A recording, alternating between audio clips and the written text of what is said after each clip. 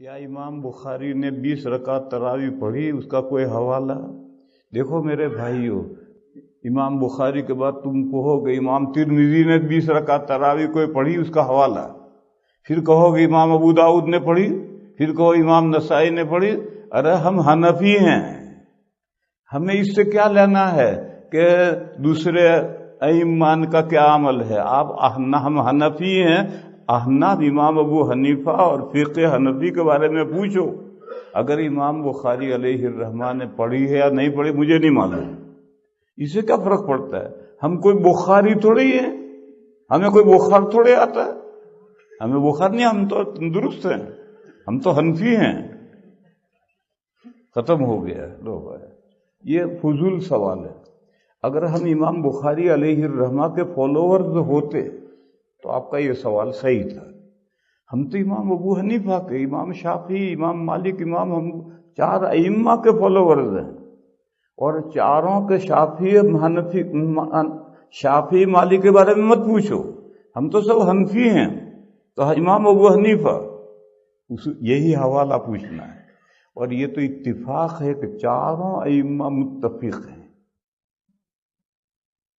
کہ تراویح 20 رکعت سنت ہے، اس میں چاروں ائمہ متفق ہیں۔ مگر آپ کو پوچھنے کا حق، ہم سب، میں اور آپ حنفی ہیں تو حنفی حوالہ پوچھنے کا حق ہے۔ ساری دنیا کی پنچایت کرنے سے کیا فائدہ ہے میرے بھائیو؟ سوچو، اس سے ذہن بگڑے گا، منتشر ہوگا، اس سے فائدہ کچھ نہیں ہوگا۔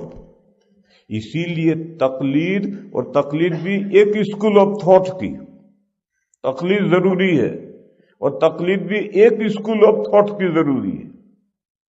یہ جو حنفی شافعی ہیں، اس میں انڈیویجول پرسن کی تقلید نہیں ہے، یہ سب اسکول آف تھاٹ ہے۔ حنفی، شافعی، مالکی، حنبلی، یہ مکاتب فکر ہیں۔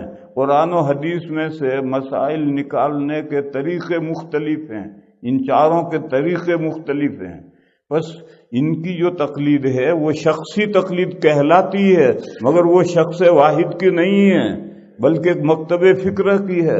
آج بھی آپ دیوبند میں فتویٰ پوچھیں گے، ایک نئی چیز، کلونک کا کیا حکم ہے، تو دیوبند کا دارالفتہ جو فتویٰ دے گا وہ فقہ حنفی میں شامل ہو جائے گا۔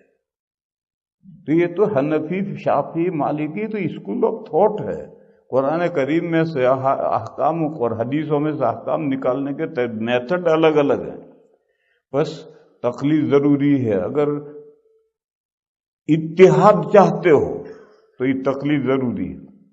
اور اہل السنہ والجماعہ کا مرکز دیوبند اور سہارنپور ہے۔ جب تک اس کھوٹے سے بندھے رہو گے آپس میں اختلاف نہیں ہوگا، اور اس کھوٹے سے جب آپ الگ ہو جاؤ گے تو پھر آپس میں لڑ مرو گے۔ ہمارے مسجد کے امام صاحب مولانا محمد صاحب نے مجھے بتلایا کہ 2-3 سال پہلے یہاں ایک سیمینار ہوا تھا 2-3 مسائل پر۔ تو میں نے کہا دیوبند اور سہارنپور سے کون آیا تھا؟ کہنے لگے کوئی نہیں آیا تھا۔ لا حول ولا قوت، تم کیسے دیوبندی ہو؟ ایک 3 مسائل پر سیمینار کر رہے ہو، دیوبند سہارنپور سے کوئی نہیں آیا ہے، تم کیسے دیوبندی ہو؟ وآخر دعوانا